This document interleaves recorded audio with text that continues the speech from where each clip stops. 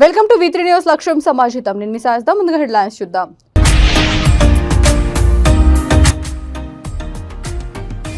యువకులను మాయమాటలతో లోబర్చుకొని homosex. Doctor Javad Ali ఖాజాను కఠినంగా శిక్షించాలంటున్న వైద్యుని భార్య.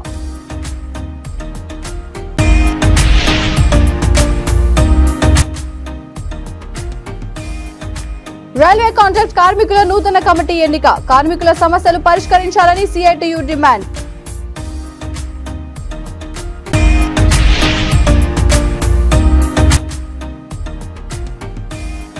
పార్లమెంట్లో బీసీ బిల్లు ప్రవేశపెట్టాలి. బీసీ సంక్షేమ సంఘం జాతీయ అధ్యక్షుడు ఆర్ కృష్ణయ్య.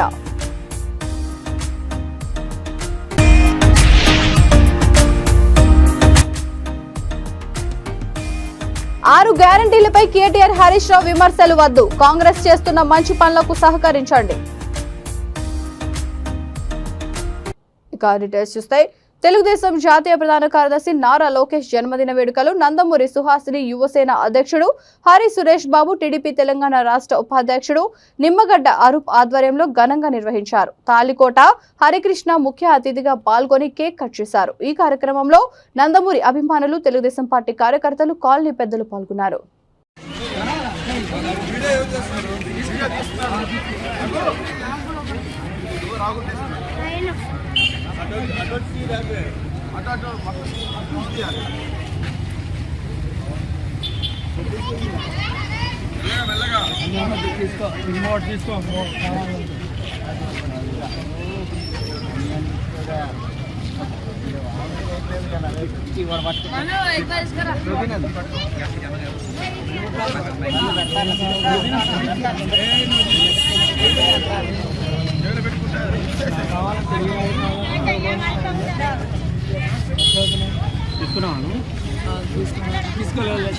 మళ్ళా నిలబడితే ఎట్లా ఎందుకు తినవా? అటిపండు తిను, అటిపండు కూడా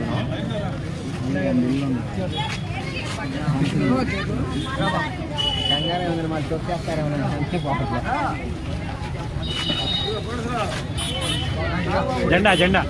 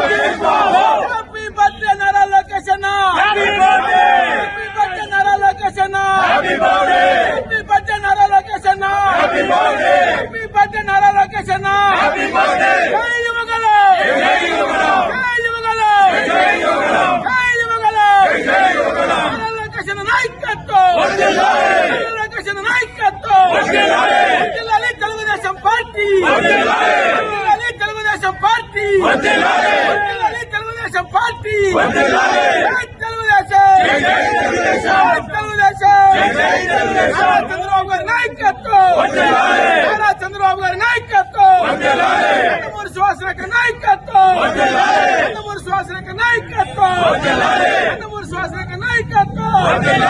జై టీడీపీ, జై టీడీపీ, జై టీడీపీ.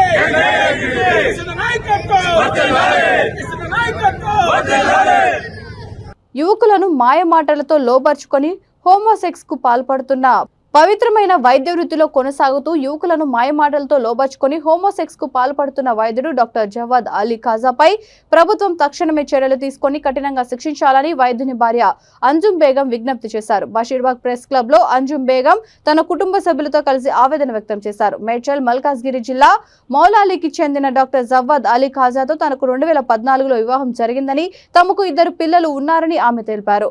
వివాహ సమయంలో తమ తల్లిదండ్రులు జవాద్ కు కట్న కానుకల కింద 25 లక్షల నగలు, 30 తోలాల బంగారు ఆభరణాలు ఇవ్వడం జరిగిందన్నారు. హోమోసెక్స్ కు పాల్పడుతూ ఇంట్లో నుండి పారిపోయి హర్యానాలో వైద్య పేరుతో యువకులను బ్లాక్ మెయిల్ చేస్తూ హోమోసెక్స్ చేస్తున్నాడని ఆరోపించారు. డాక్టర్ జవాద్ అలీ ఖాజాను కఠినంగా శిక్షించి తనకు, తన 2 పిల్లలకు న్యాయం చేయాలని ఆమె విజ్ఞప్తి చేసింది.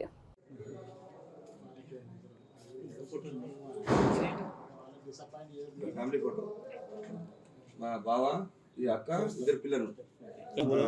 तीनों का नाम बोलो। मेरा नाम अंजुम बेगम है। मेरा नाम रजमुनिसा बेगम। आप नाम बोलो। मेरा नाम अंजुम बेगम है। मैं मौलाली की रहने वाली हूँ। हमारे father Mohammed Abdul Rashid. I am Anjum Begum. मेरा नाम अंजुम बेगम है। मैं मौलाली की रहने वाली हूँ। मैं MSc पढ़ी हुई हूँ। मेरी शादी डॉक्टर जवाद अली खाजा से 20 जून 2014 में हुई। मेरे 2 बच्चे हैं, एक 8 साल की बेटी है और एक 6 साल का बेटा है।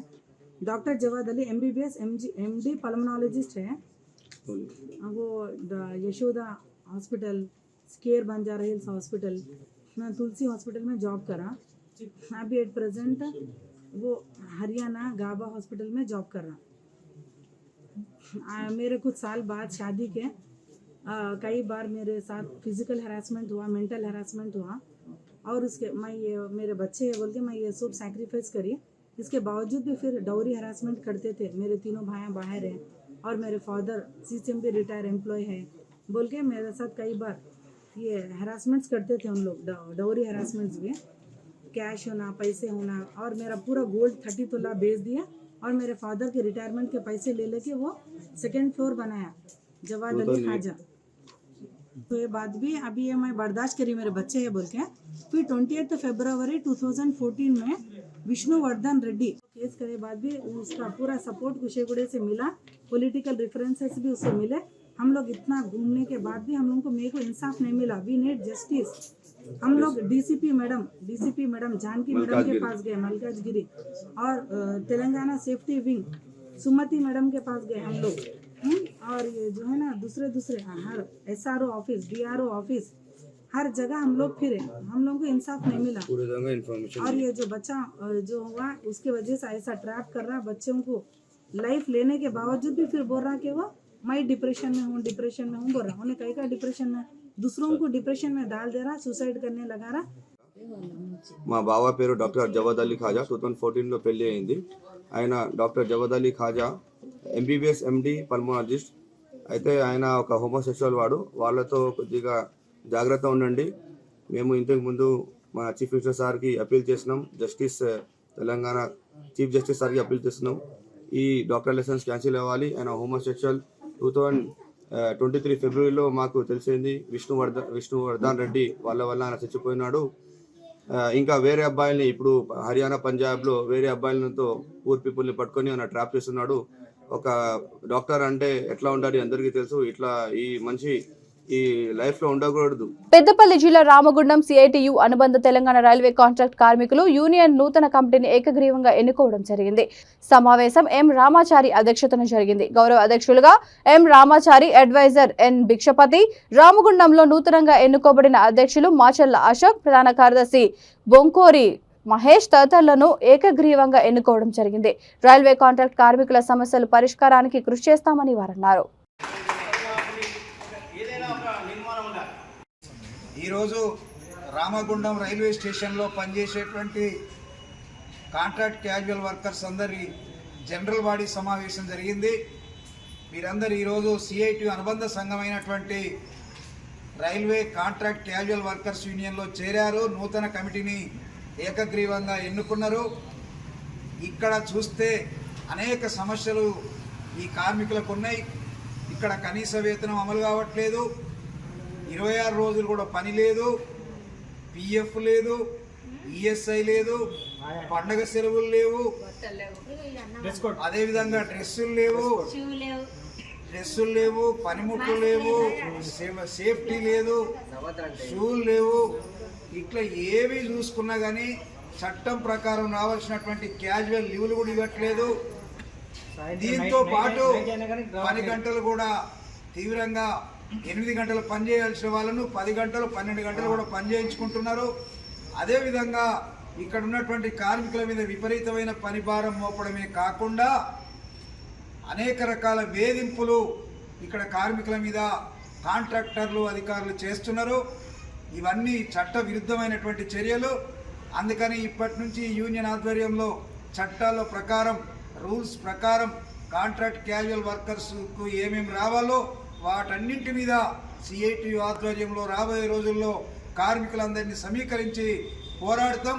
ఖచ్చితంగా పార్లమెంట్ లో బీసీ బిల్లు ప్రవేశపెట్టి అసెంబ్లీ పార్లమెంట్ ఎన్నికల్లో 50% రిజర్వేషన్లు కల్పించాలని బీసీ సంక్షేమ సంఘం జాతీయ అధ్యక్షుడు ఎంపీ ఆర్ కృష్ణయ్య కేంద్ర ప్రభుత్వాన్ని డిమాండ్ చేశారు.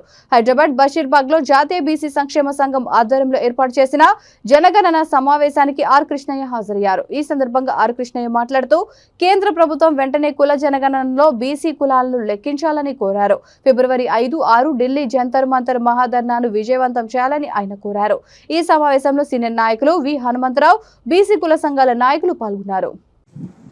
ఈరోజు ఏ రాష్ట్ర ముఖ్యమంత్రి కంటే కూడా ఎక్కువ అనేక ఉద్యమాలు పోరాటాలు చేసి ఈరోజు బీసీ 6 గంటలకి కిందికి వచ్చి రాత్రి 9-10 గంటల వరకు కూడా తన శ్వాస, తన ప్రతి ఒక్క పని కూడా బీసీ బడుగు బలహీన వర్గాల్లో వెలుగు నింపడం కోసమే కృష్ణ రియంబర్స్మెంట్ అనే ఒక అద్భుతమైన స్కీము, స్కాలర్షిప్లు, బీసీ ఎస్సీ ఎస్టీ రెసిడెన్షియల్ చిన్న కమ్యూనిటీస్ అయితేంది, లేకపోతే వీళ్ళందరినీ లక్ష్యంగా ఈరోజు 6 లక్షలు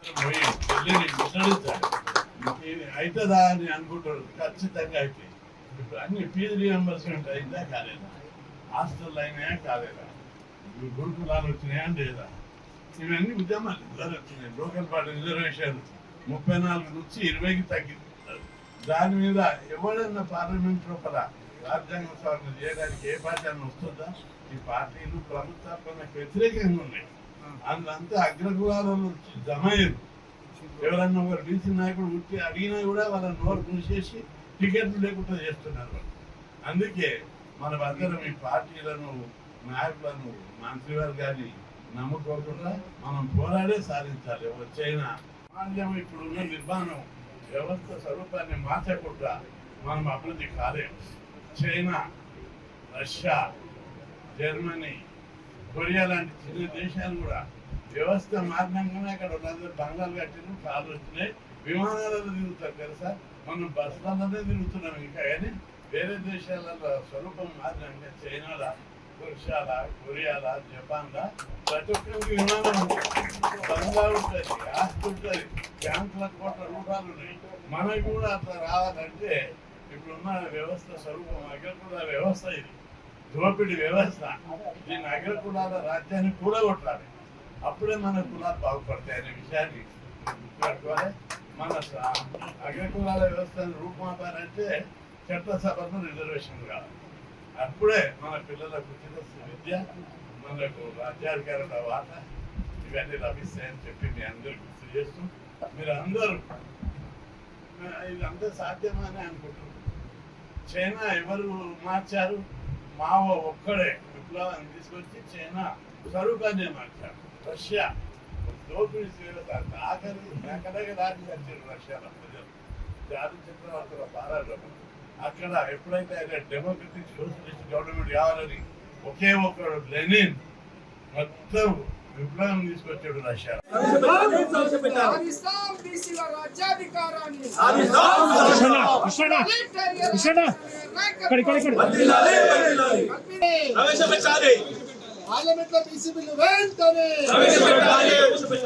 సిగ్గు సిగ్గు కేంద్ర ప్రభుత్వం, సిగ్గు సిగ్గు కేంద్ర ప్రభుత్వం. మేడ్చల్ జిల్లా బోడుప్పల్ మున్సిపల్ కార్పొరేషన్ కాలనీ సంక్షేమ సంఘం సమైక్య చైర్మన్ కాంగ్రెస్ సీనియర్ నాయకులు రాపోలు రాములు మీడియా సమావేశం ఏర్పాటు చేశారు. ఈ సందర్భంగా ఆయన మాట్లాడుతూ కాంగ్రెస్ ప్రభుత్వం ఏర్పడి 2 నెలలు కాకముందే 6 గ్యారంటీలను కేటీఆర్ హరీష్ రావు విమర్శించడం సరైనది కాదని 10 సంవత్సరాలు పాలించిన మీరు ఎన్ని హామీలు తీర్చారు అని ప్రశ్నించారు. అర్హత లేని వారికి ఎమ్మెల్యేలుగా ఎంపీలుగా చేసి ప్రజలను దోచుకున్నారు. ఇప్పటికైనా వ్యర్థపు మాటలు మానుకొని కాంగ్రెస్ చేస్తున్న మంచి పనులకు సహకరించాలని సూచించారు. ఈ కార్యక్రమంలో కాంగ్రెస్ సీనియర్ నాయకులు ఫెడరేషన్ సభ్యులు పాల్గొన్నారు. అయితే ముఖ్యంగా నేను ఈ సందర్భంగా మీకు తెలియజేసేది ఏంటంటే కాంగ్రెస్ పార్టీ అధికారంలోకి వచ్చి 2 నెలలు పూర్తి కాలేదు. డిసెంబరు 7వ తారీఖు ప్రమాణమైంది. అదే రోజు నుంచి మా ముఖ్యమంత్రి గారు పనిచేస్తూ ఉన్నారు. అదే రోజు సెక్రటరీకి పోవడం, అదేవిధంగా ఏదైతే హామీ ఇచ్చిండ్రో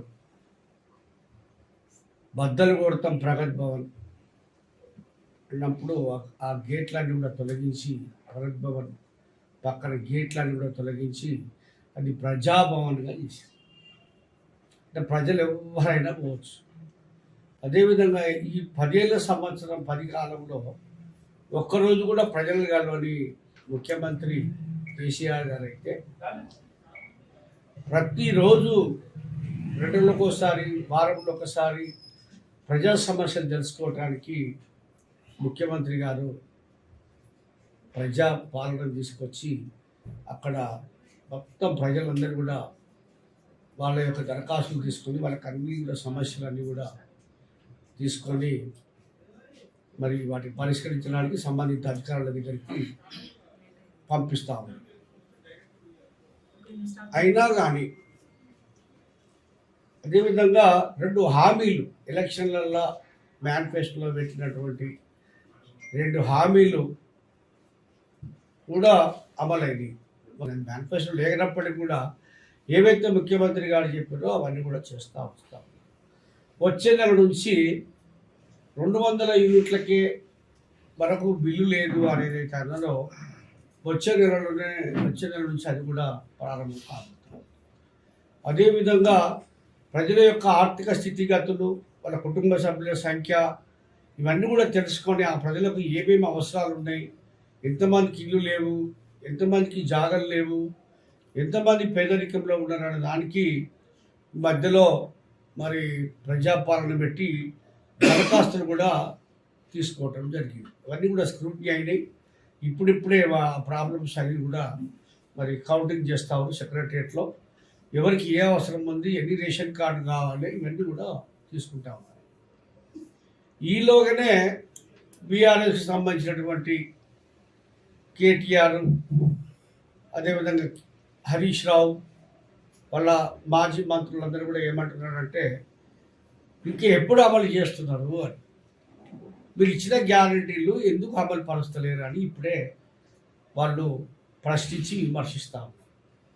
నేను ఈ సందర్భంగా వాళ్ళు అడిగేది ఏంటంటే అసలు మేడ్చల్ జిల్లా బోడుప్పల్ మున్సిపల్ కార్పొరేషన్ మైనార్టీ గురుకుల బాలికల పాఠశాలలో Boduppal cooption member Aleem, minority పాఠశాల ప్రిన్సిపల్ అరుంధతి ఆధ్వర్యంలో క్యాంపెయినింగ్ ఏర్పాటు చేశారు. ఈ కార్యక్రమానికి ముఖ్య అతిథిగా డిఎండబ్ల్యూఓ కాసిం, ఆర్ఎల్సి శ్రీనివాసరెడ్డి పాల్గొన్నారు. ప్రభుత్వం నుండి కావాల్సిన సదుపాయాలు అందుతున్నాయని, విద్యార్థులు 100% రిజల్ట్ ఇస్తున్నారని, పిల్లలకి మోటివేషన్లు ఇస్తూ భవిష్యత్తులో మంచి స్థాయిలో ఉండాలని అన్నారు.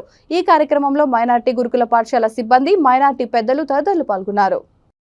District minority welfare officer Mohammed Kasim ఈరోజు Malkajgiri girls school, Telangana minority residential school లోపల మరి కమ్యూనిటీ ఎల్డర్స్ తోటి, ఇక్కడ ఉన్నటువంటి కోఆప్షన్ మెంబర్స్ మరియు మైనారిటీ లీడర్స్ తోటి మరియు స్కూల్ టీచర్స్, లెక్చరర్స్ తోటి మరి అడ్మిషన్ క్యాంపెయిన్ గురించినటువంటి ప్రణాళిక కోసమని మీటింగ్ నిర్వహించడం జరిగింది.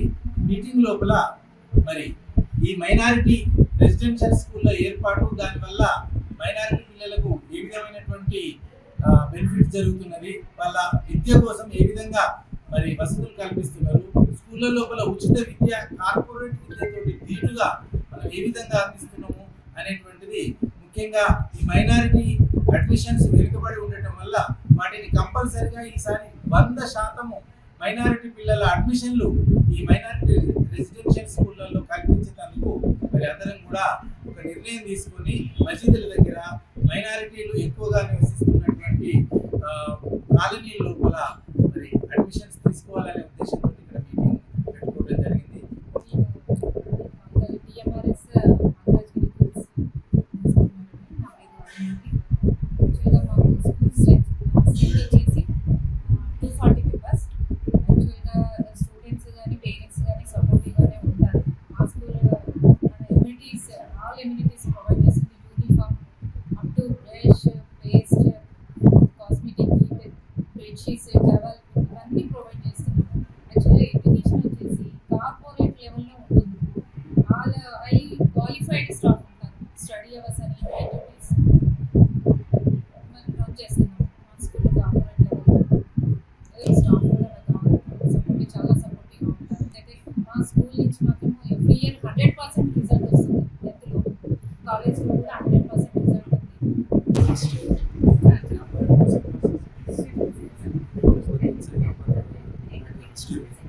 हमारे कासिम साहब एग्जाम में आने के बाद हर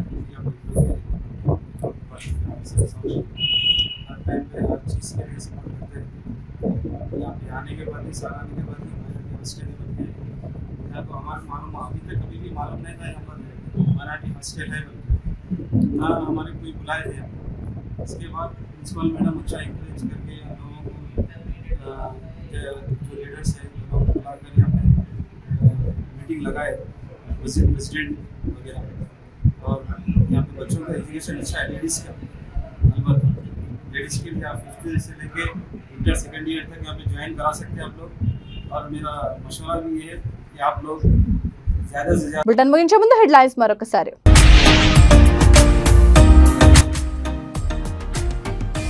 యువకులను మాయమాటలతో లోబర్చుకొని హోమోసెక్స్, డాక్టర్ జవాద్ అలీ ఖాజాను కఠినంగా శిక్షించాలంటున్న వైద్యుని భార్య.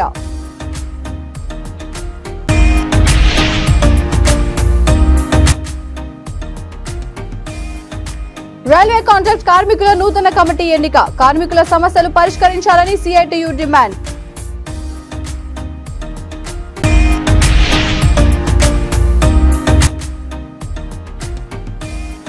పార్లమెంట్లో బీసీ బిల్లు ప్రవేశపెట్టాలి, బీసీ సంక్షేమ సంఘం జాతీయ అధ్యక్షుడు ఆర్ కృష్ణయ్య.